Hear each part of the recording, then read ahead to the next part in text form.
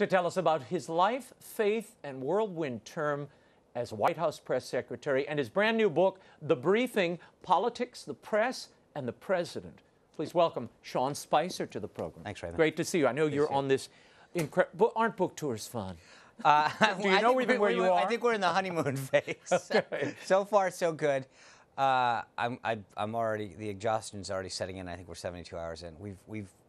I mean, I literally am keeping a more intense schedule than I did in the White House. Well, this is a good thing, though. There's lots I want to get into here. You describe President Trump as a unicorn riding a unicorn over a rainbow. Right. What does that mean? What it means is one of the things that came up in speech after speech, event after event, was tell me how people are going to adapt to become, who's the next Trump? Are we going to have another Donald Trump?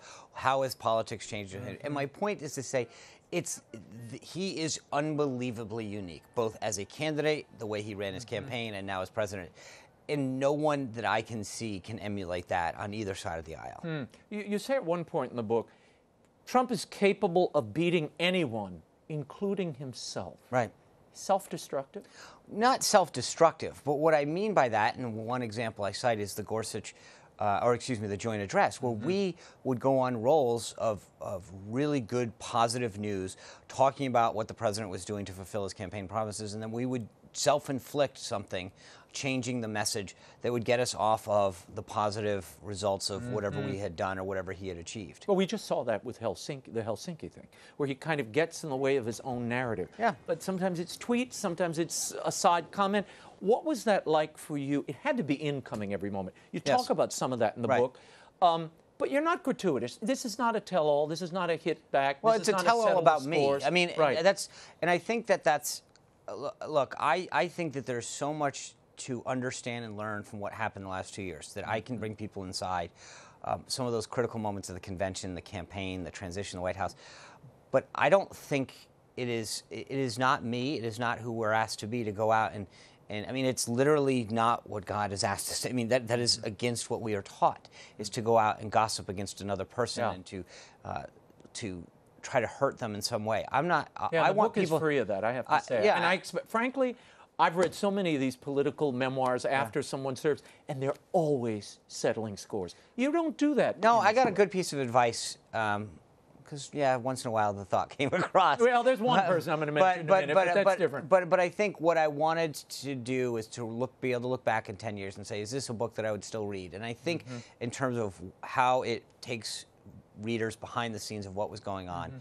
And then secondly, obviously, it tells my own personal story. Right. And that's something that, so it is tell-all from that standpoint, but that's about as far as it goes. Well, we get a lot about your childhood, your relationship with your father, whom, as you're about to embark on this journey that would define a part of your career and your life, you're losing your father. Right. Tell me about that. When we go through personal struggles, it always has an impact on the work you're doing, whether you want it to or not. How did that, grappling with the impending passing of your father, how did that change or affect the incoming you were dealing with every day in the White House? It weighed heavy every day. Because especially after the election, you want to feel so happy about what you've achieved professionally. And in my father's case, he was so excited for me personally to be part of something that was so professionally gratifying and rewarding. And he had obviously voted for President Trump and supported my efforts, but yet not to know that he was going through such a painful situation and struggle with cancer.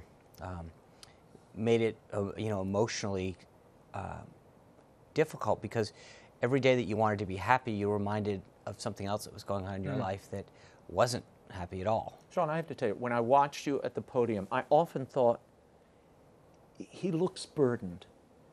He looks burdened to me on certain days. And it was more than dealing with the people in the press room. I mean, everybody has to do that. It did weigh on you. Absolutely. How did your faith help you get through? I get into it a lot more than I probably. It's something that I've always been fairly private. I think a lot of Catholics feel this way. We don't always wear it on our sleeves, but I wanted people to understand how that was important to me and hopefully learn from it. That it kept me grounded and kept me focused. Why was I doing this? What was the greater good? What was the calling? And so many times, and I talk about it in a couple instances, it just kept me focused as to reminding me what the priorities in life are supposed to be. It gave you a wider perspective on the being at the foot of history and having a hand in history at every step of the way. But it is very moving. The way you've woven in your father's journey, your personal relationship, I think the burdens of carrying this stuff home with you, that we don't talk enough about, and this town takes you take a huge hit personally when you take a job like this. Yeah, you do, and the thing that's interesting about being a spokesperson in particular is that your job is to speak for somebody else and not for yourself. And there are many instances that I talk about in the book where something would happen personally, and you can't go out there and complain about it or share it because no one's looking to throw a pity party for you. And part of the beauty of the book for me was the ability to finally tell people, not excuse anything, but to explain people, as from you the are, inside. What it feels like, what you're going through, and how you're dealing with it. Yeah. I want to talk for a second about that papal visit. Yeah. That was such a huge and important moment. Saudi Arabia, Jerusalem, Rome. Right. You look, and your name is not on the manifest to go visit Pope Francis. Right. You're one of the highest-ranking Catholics in the traveling party. Why weren't you included there in that manifest? And did it hurt? In some ways it hurt, but I also didn't believe it was my place to tell the President of the United States. There was a small group of people on both sides at the Vatican. I think it was arranged for 5 people on each side, which is how all of these meetings, whether it's Saudi Arabia, Jerusalem, et cetera, that's how each one of these meetings is arranged. You decide how many people are coming in for each side. It's up to the President of the United States to decide who is in there. We had several Catholics: Joe Hagan, John McAtee, Dan Scavino, Keith Schiller. There were Hope Hicks. There was a ton of them. And I think part of that experience, and I, as you know, taught me that 2 things. One is that we live in a world these days where we forget that we're not entitled to get what we want when we want it. That God has a plan and we're supposed to be patient and listen to it. And that 2, if we do listen to it, that sometimes the plan is much greater than we ever thought would be. And if you'll indulge me. Yeah, go ahead. There's a great picture which we'll put up. There's 2 pieces to this. Number one, I knew I wasn't on the manifest, as you note, and I asked Dan Scavino, who's going in, I said, Dan, my mother would love a pair of rosary beads. I bought them in Jerusalem. Could you bring them in? And so Dan took them in, and I had a bunch of others because I thought, they'd be great to share with other people. He had this box. One of the Monsignors comes over and says, what's that? Dan says, I brought some rosary beads, thinking the Pope would bless everything in the room. And the Monsignor says, we'll put them on a plate. The Holy Father sees it, goes over and lays his hands on them. And Dan, after the thing, says, you're not going to believe this. It's on television. Here are your rosary beads, the only ones that were blessed, aside from the ones that the Pope distributed. And the first lesson I learned was, think about this for a second. Instead of me getting to go in, very selfishly, right? I now had 10 gifts that the Holy Father had blessed to share with other people, which meant that I could spread the word and spread that instead of it being about me. Second, the fallout from that, and it wasn't really a fallout, is that at the same time, back in Washington, there was a meeting where Mick Mulvaney was asked to suggest someone to go to a meeting in the Vatican of Catholic legislators to meet with the Holy Father and to meet on some other things. He suggested me. I got a call asking if I'd like to go. I said, can I bring my wife? They said, you can. I said, can I bring my kids? They said, you can. Can I bring my mom? And I said, can I bring my mom? And they said, okay, and please don't have any, you done. And so again, here I am now, weeks later, getting to meet the Holy Father, but instead of it being just about me, it is now me being able to share that moment with my children, with my wife, with my mother. And there was a connection I made early in the book. You write about your dismissal, how you leave. You turn in your resignation at the top of the book and end your career at the White House. I noted that you mentioned, though you didn't turn it in that month, you actually drafted the resignation in May. Correct. That is the same month of that Vatican meeting.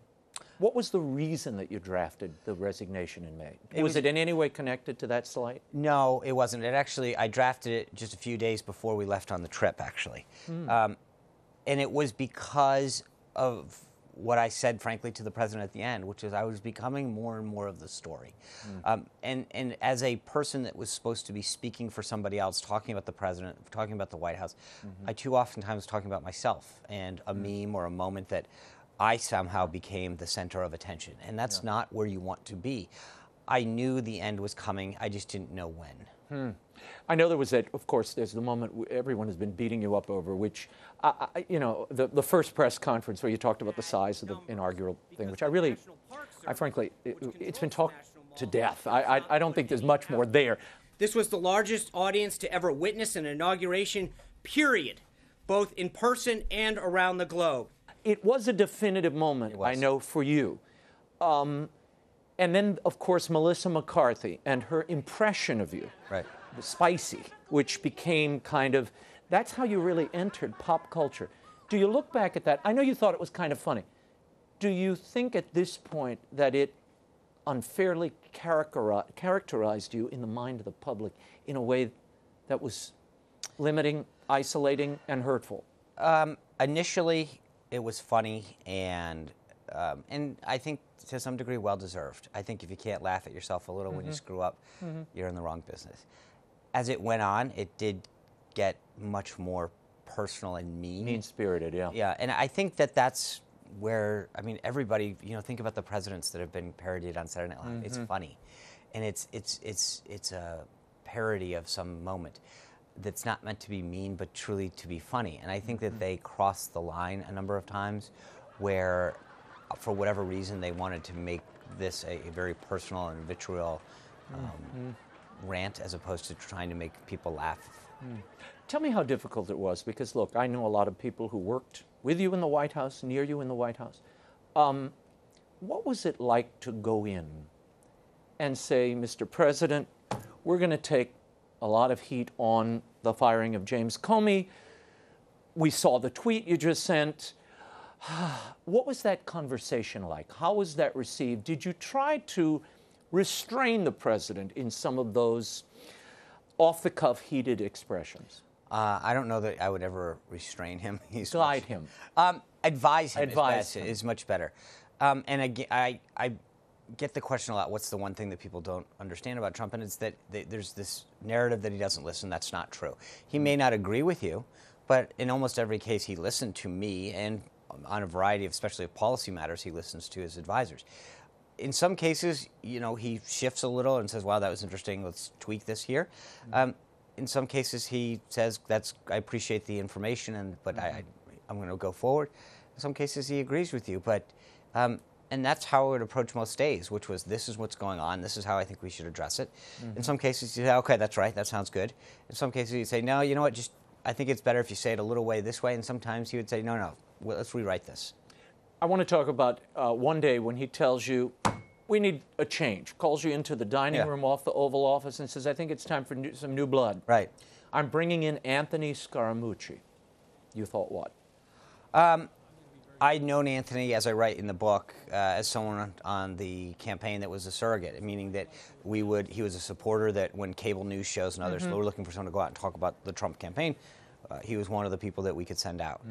So I knew he could do TV hits, but his background was in finance. He'd never worked in government. He'd never worked in politics. You say in the book, the man has had no political experience and no experience in politics or government. Right. So does this bespeak an error on the president's part and a bad judgment on the part of the president to think that somebody like that could come in and right the communication ship in the White House? I don't know. I think there was a lot of people that, beyond the president, that had advocated for him and tried to make the case about his qualifications. I personally knew what I thought was right and what his skill set was. And again, I think what's missing is an understanding of there's a different job. I was the press secretary. They were trying to bring him in as the communications director, which is someone who looks more broadly at the strategy in the long term. But that requires somebody who understands how to coordinate among the different government entities, how to work, how to understand the machinations of the media and when you want to do something, how you want to do it, the messages, the surrogate operation, et cetera, et cetera. All of those pieces that go into driving and crafting and executing a message plan. I didn't think he had the skill set or the background to do that. And I appreciate bringing in new people. And that was what, well, in large part, we did. But you can't have nobody with experience in the team. Yeah, he kind of set up an assassination squad. Right, at the senior level. Of course, we had, we were breadth and depth of people throughout the team, but you need people at the senior most level that have some understanding of how the system works, how to execute these strategies at some level. And there was nothing that I thought that exhibited that would have allowed me to believe that could happen. I want to talk about April 11th, 2017. This is a moment you mention in the book. It was clearly another dramatic moment for you. We didn't use chemical weapons in World War II. You had someone as despicable as Hitler, who didn't even sink to using chemical weapons. What happened there, and were you upset that you again became the center of the story rather than the policy? And is that a problem in today's media climate, where it's so personal? Yeah. So, just to set the scene, Assad had used gas against his people. Sure. We were talking extensively about how despicable that was to do to other human beings, women and children. We were seeing the videos of the effects of that gas. We were trying to make the case on why the president was so outraged and why he was acting so decisively. I had been in a meeting prior. We were talking about just this, how bad he was, and the example that was given was, even Hitler on the battlefield. We all know what he did to the Jews and to others, and what the Holocaust is all about. On the battlefield, fighting other forces, didn't do that, and I failed to make that connection. To articulate that as completely and as fully as it should have. So I was up there on the 16th question about Syria and thought I'd ramp it up a notch. And I misspoke badly. And to your point, it was sort of like a bullet train of piling on. I don't think I fully appreciated how bad the mistake was in the moment, because it's hard to describe it. You're standing at that podium, people are yelling, raising hands. It's a firing squad. It's a firing squad, and you're trying to anticipate the next question, the question after that, and make sure that you wrap it up and where you're. And so you think you've answered it because you've answered the last 11 pretty spot on, but by taking it up a notch, and the worst part, and I talk about how painful this was in the book, is that, like so many other things, you can't unring the bell. Sometimes you only hear the first, noise, and for a lot of people, they thought that I had said something very hateful and insensitive, that I can imagine, if you are a descendant of the Holocaust, how painful that must be to hear and think that it was done intentionally, or with malice, or, and so I write very extensively how painful it was, because the idea that I knew that, countless people found pain in what I had said and done, and it was a feeling in my stomach that I hope I never feel again, and frankly, I hope that, my worst enemy would never feel. It's deeply and emotionally painful to know that you have unintentionally hurt another person. There are reports that Sarah Huckabee Sanders may step down soon. Who should take her place? What type of individual? What does this Trump White House need now, as opposed to when you left? Well, first on the Sarah front, I would suggest that, I've said this before, but there are natural pauses in both an election cycle and in government service, one of them being right after a midterm election. I would advise that anybody that's playing at a very senior level in the White House reflect whether or not they can continue to go at the level that they have been going, due to the intensity. And if they can't continue to serve the president and the country in that manner, then they should step aside. But it's something that they should reflect on and pray on. So that being said, I think the next person should be someone who understands how the president wants to communicate, should have the president's confidence, but also understand and respect the media and the role they play, and the job that they have to do and how they have to do it. So almost, which is what so many of the predecessors have done in the past, which is try to not necessarily agree with the stories, not push back when they're wrong, but understand the role that the media has, and work with them to try to further their job as well as advise the president. I think somebody with experience you know, who's either done high-level communications, maybe someone who's got a background in television, that because of the value that's now placed on the briefing, or frankly, I think the other option is, as I've started to suggest, is that you do rethink the value of the briefing on a daily basis. You don't think it should be every day? No, not every day. I think it can be off camera. I think the press staff needs to be available, but so much time and effort is consumed for 30 minutes of frankly questions that don't further any story or rarely provide any information. If the press corps was interested, I think that a more productive use of the staff time and their time would be maximizing the press team on an off-camera basis most days. Before I let you go, where can the president and his current team improve? What failings do you see now? Well, I mean, I think we can all improve, especially when it comes to look. The communication, right? And I think that better than most. I think they're getting. I just don't know. I mean, I know the issue is that he's a 72-year-old man who understands how and when he wants to communicate, and it's difficult. I at least found. And he doesn't always inform you. Right, and you have to adapt. It's a very non-traditional White House. It's a very non-traditional. He's not a politician. He's a disruptor. He likes this. He understands the value of Twitter, and therefore, it's not the normal relationship where the press team is crafting up messages, sending them up for approval and edit. He's leading the charge, and you're following behind. So it's the way I would approach this is vastly different than it's that he wants to execute it in the first place. But that's his prerogative as president. And so I think that I would continue to tell them the more that they can plan stuff out, which I know they try to do, the better. Because if you can look around the corner and start building a plan and amplifying it, you're going to get greater success. Sean Spicer, great to see you. Thank you, Thank Raymond. you for the book. The book is The Briefing: Politics, the Press, and the President by Sean Spicer. It's available at bookstores everywhere and online. And if you're really interested in the inner workings of both the Trump mind and this important moment in history, it's a fantastic read.